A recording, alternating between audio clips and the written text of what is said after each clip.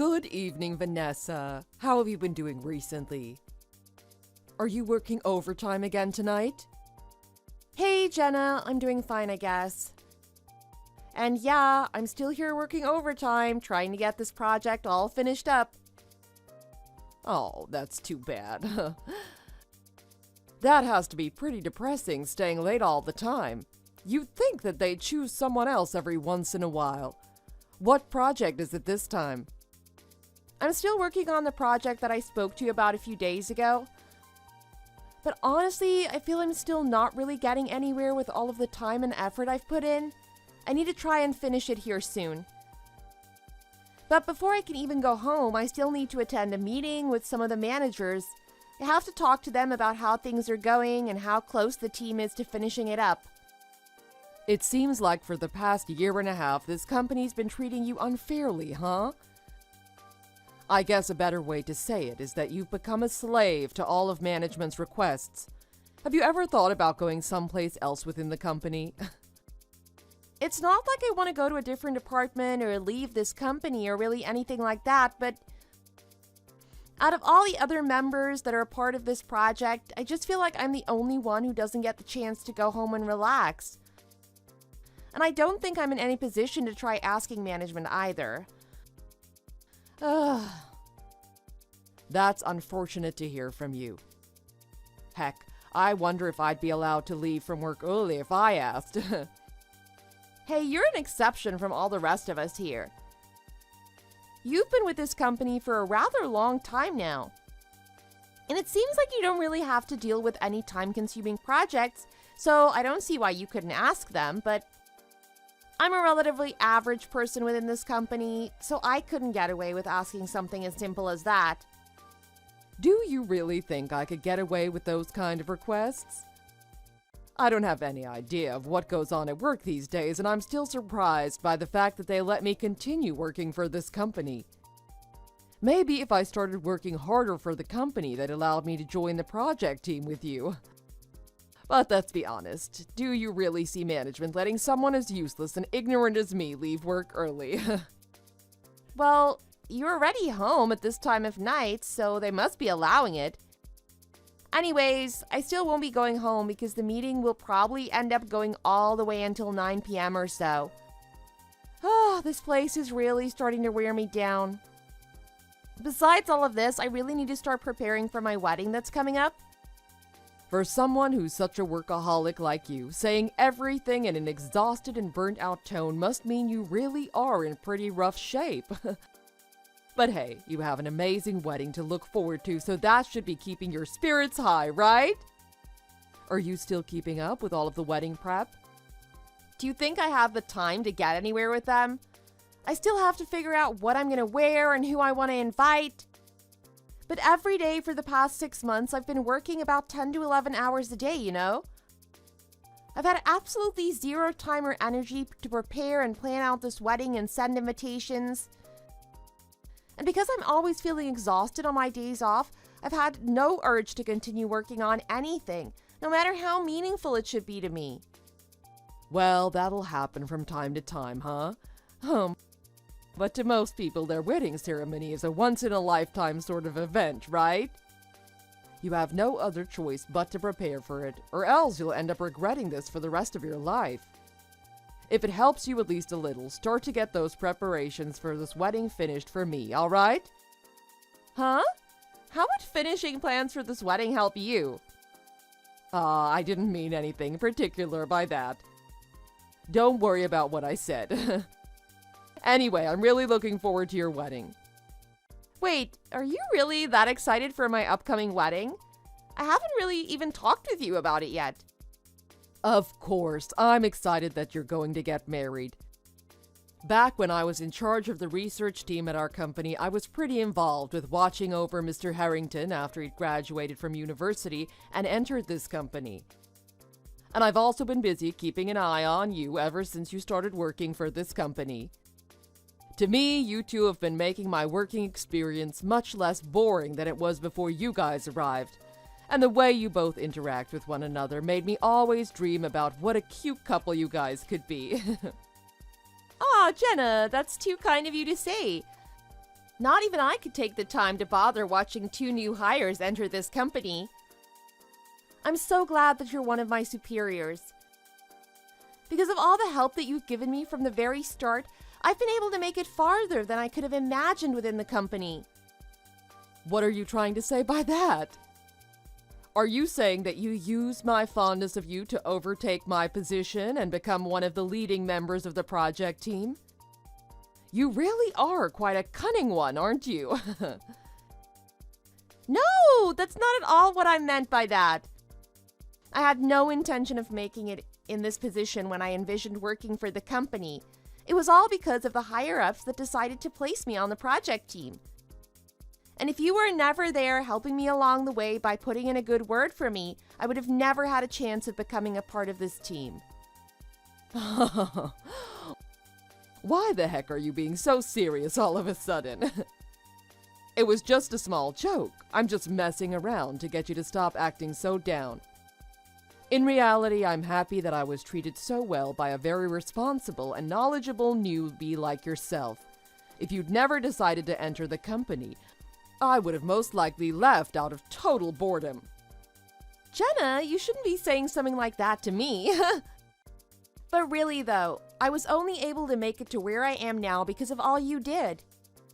I'm sorry for all the complaining I've done recently regarding this project and the overtime. I'll continue to do my best at this company and with this project just for you, Jenna. I won't let you down. Also, I'll make sure that all the time and effort you put into me doesn't go to waste. Oh my gosh, you're making me blush. But just to let you know, if you don't end up doing your best within the company, you'll have to worry about your position on that team. If you end up not being around anymore, I'll have to take everything for myself. Huh? What do you mean by that? What'll you be taking all for yourself? That is a big secret. Wait, you can't just keep that a secret from me. Now you've got me all interested. I wonder what you could be hiding. Is it something expensive that's in your office kept within your desk? Or even better than that, could it be that super handsome guy that was just hired as our HR, Brad? I really want to know what it is that you'll have all to yourself. Oh, well, he was once a new hire from around the time that you were also entering this company. You're pretty clueless who it is, though, huh? Let's let it be for now. There's no need for us to get too deep about my love life at this time of night. Please get back to focusing on your project, okay? Come on! Now that I have this secret of yours on my mind, there's no way I could attempt to focus on this project. From how you phrased it, it's pretty much impossible for me to stop asking you about who it is, especially now that it involves someone you like. Also, today in particular, our conversation on here has had some real sentiment to it, right?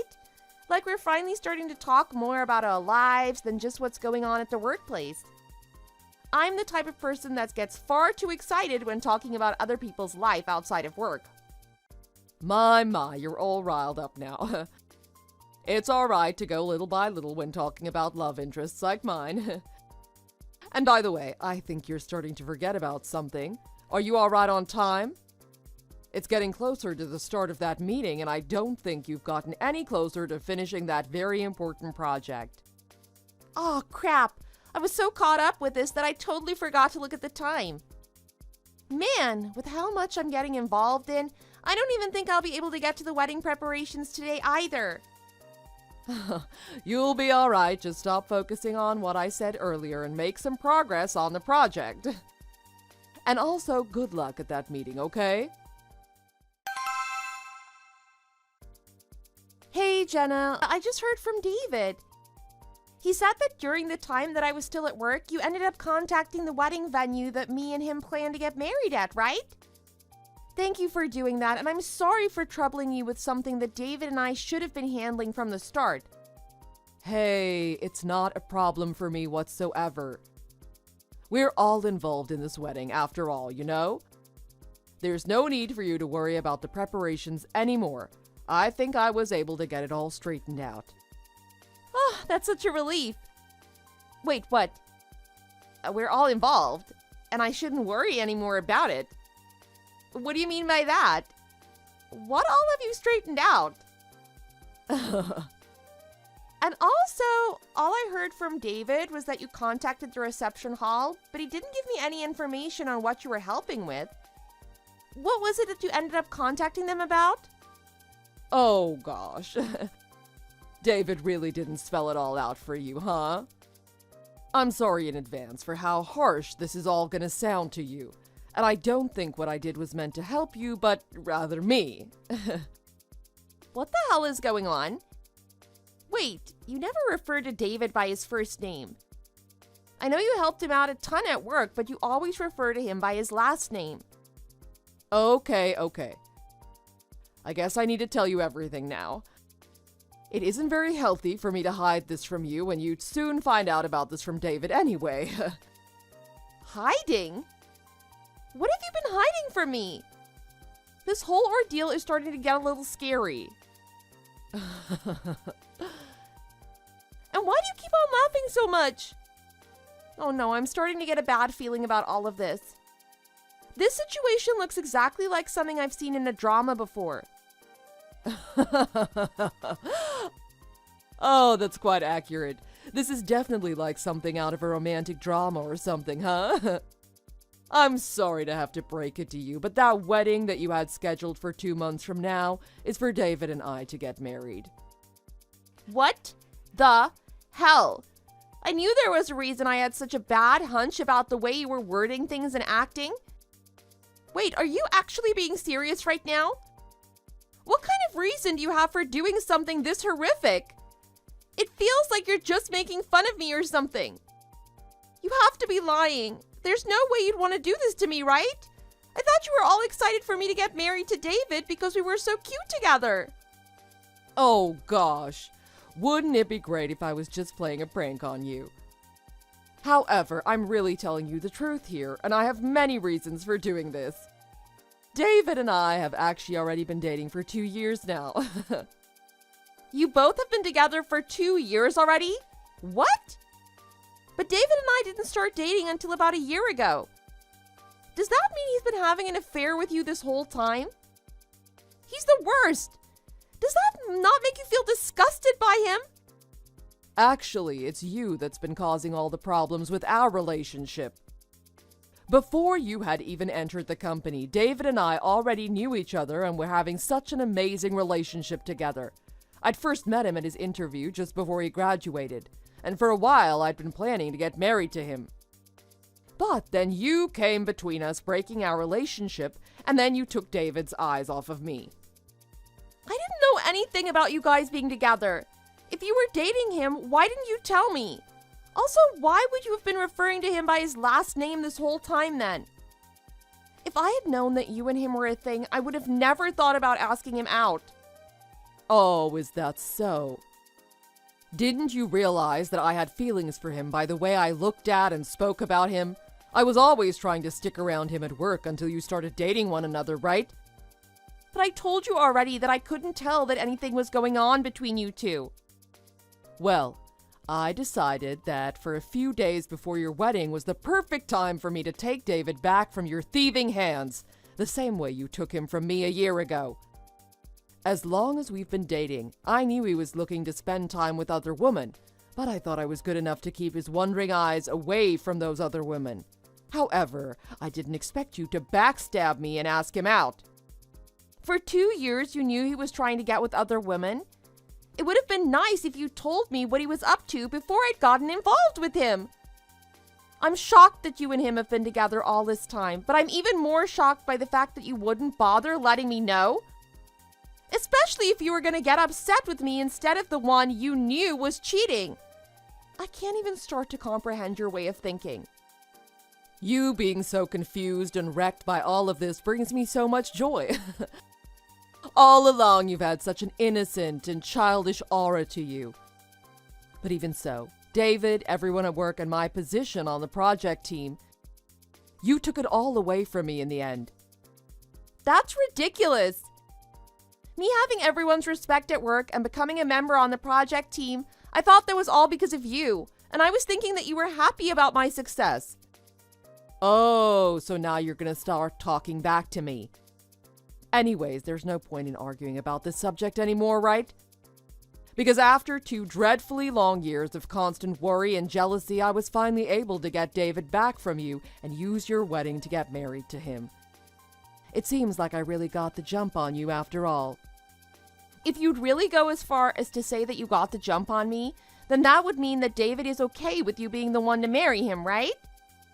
With everything you've told me about him, he could already be with another girl as we speak. Has he finally realized that you're the one he's most interested in marrying? That is right. David is pretty indecisive after all, so in all reality, he would have been fine with marrying either of us. Luckily, I was able to snatch him back right before your guy's big day. You looked like you really wanted to marry him, so I thought he'd already gone ahead and forgot about me. But it turned out that he was still a little hesitant on who he really wanted to be with. So in the end, I used a little bit of persuasion to take him away from you. Oh my god, he actually is a giant piece of garbage. But come on, are you really going to be okay with marrying him? Are you really sure about being the bride of a man who's okay being with any woman he chooses? This all seems to me like the making of a future divorce. Of course I'm okay with it. I was able to steal him back from you, so I'll be just fine getting him to stop thinking about any other woman whenever I need to. On a side note, David's still young and very intelligent, so don't you think he could be the next candidate for a managing position in our company? He's got a safe road to becoming successful and rich. There won't be any downsides to grabbing a hold of a man like him and making our relationship strong. So that's the way you decide who you want to marry then, huh? I never thought you were the kind of shallow person that uses money and success as a way to gauge if you should marry someone or not. Do you even care that he's cheated on you at all?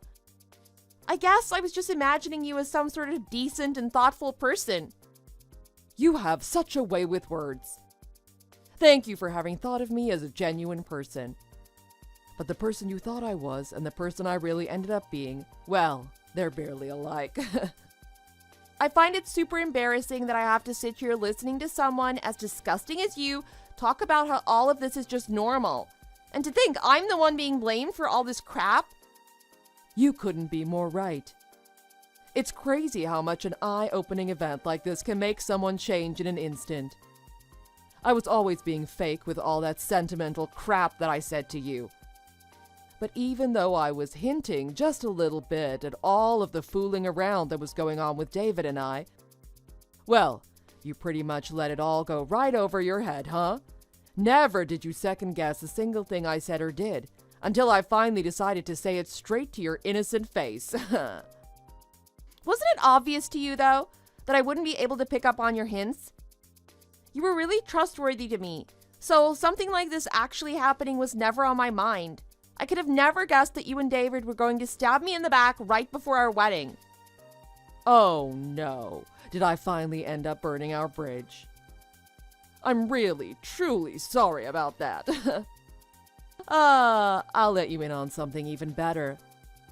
Last week, when you and I were messaging each other while you were working overtime, I was out drinking with David. I should have guessed. That's why you were so happy to hear that I was doing overtime and wouldn't be home until later that night. Right on the mark. On top of that, when I ended up calling the reception and letting them know that I would need to change the bride's information, they were all beyond surprised at that. But in all honesty, this is definitely something to be surprised about, huh? That's enough already, Jenna. There's no need for me to have David around anymore, and any bit of pleasure I had talking with you is long gone now. Please go ahead and enjoy the wedding just the way you've stolen it from me between you and David. And as a side note to all of this, you'll be covering all the costs, right? Naturally, as if you have any say in the matter. David is on course to become one of the elite within the company. I'm sure his salary will grow dramatically within the next few months, so he'll be able to afford everything and anything at our venue. Well, I hope you enjoy being with that money bag of yours. From now on, I have no desire to hear from you or him, so please don't try to contact me. So long. It looks like I got on your last nerve. See ya, loser. And by the way, this should be pretty obvious to you, but you're not invited to our wedding. On our special day, please stay in your bed and cry about what a wonderful wedding you could have had. Wait. Hold on for 1 second. What the heck is going on here? Isn't today's wedding supposed to be in Vegas? When I arrived at the reception hall, they told me that I'd made a mistake and that the wedding is taking place in Paris. Are you kidding me right now? Huh? I told you not to speak to me anymore. Didn't I say that to you a few days ago? Are you not able to read English or something? I can read, you idiot. And I didn't message you because I wanted to. When I arrived at the reception hall in Las Vegas, I was told that I was at the wrong venue and that my wedding is taking place in France. There has to have been a misunderstanding.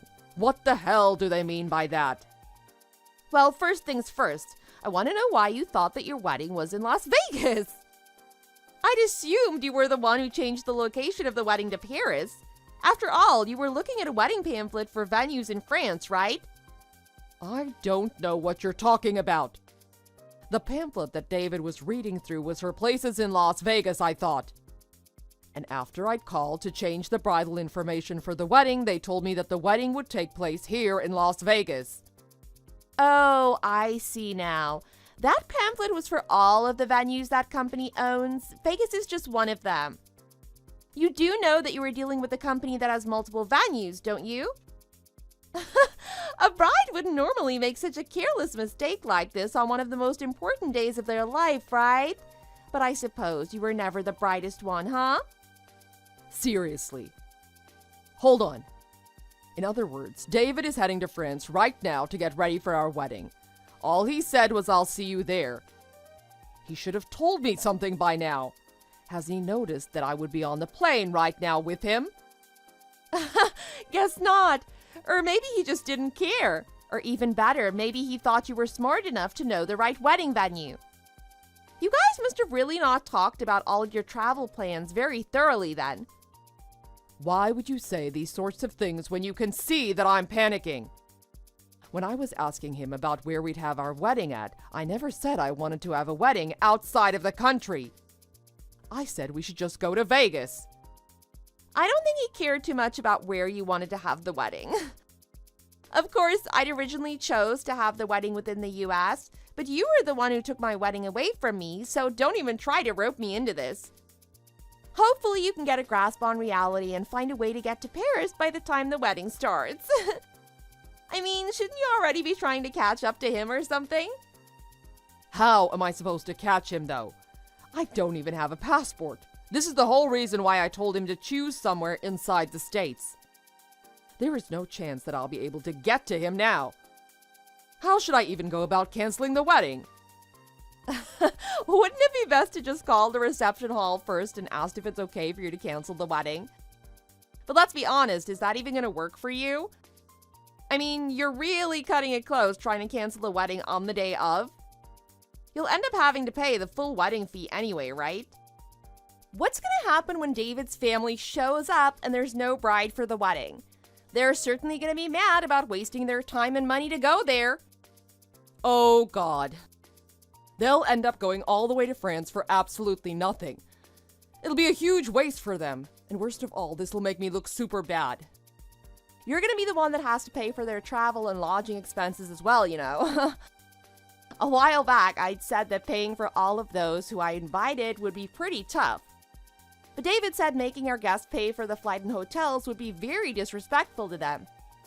I can't stop laughing. You'll have to blame him for that one. That idiot! Causing all of this needless crap for me. But seriously, you'll be the one causing the most problems for everyone by not showing up to your own damn wedding. Ugh, this can't be happening to me. Having to pay for a wedding that I won't even be showing up to, and also having to pay for all our guests on top of that will be the end of me. And even if I decide to cancel all of this now, I'll still have to pay 100% of the wedding fees. Wait, I've got an excellent idea. How about I just give up and forget about the wedding and give it back to you? Consider it a nice present from me. What? I think you've finally gone off the deep end with that sort of talk. I wasn't joking around by saying that. I wanted to marry David, but since I can't be bothered anymore with all of this, how about you have it all back? You were really in love with David, right? You're more than welcome to go to Paris to marry him if you want. I'll even let him know I'm not in love with him anymore so that he'll stop thinking about me. If you do this for me, I won't have to hand over a single penny towards the wedding and you'll get to be with him. You are being hilarious right now. Do you really think that I would just put all of this headache that you caused behind me and say, sure, that's fine with me. I'd love to marry an unfaithful guy like David. Hey, it's not like we need his approval or anything. From the very start, this wedding was meant to be between you and David. Oh, that's right. I can just call the reception hall and ask them to change the bride's info again for me. I'm sorry, but I don't think you can pull that off a second time. Even if you try to talk them into changing the information back to mine, I can't possibly see anyone there believing you. What? There's no harm in trying. It's not my fault that all of this is happening, you know. Why are you even still talking to me as if this is my problem? This fiasco was created by no one else but you two, right? Well, if I can't find a way to go to France and I can't find someone to go in my place and marry David, then I'll be stuck having to pay for the whole wedding and everyone's expenses. That's absolutely right. Also, you should already know by now that the expenses won't stop there. They wouldn't.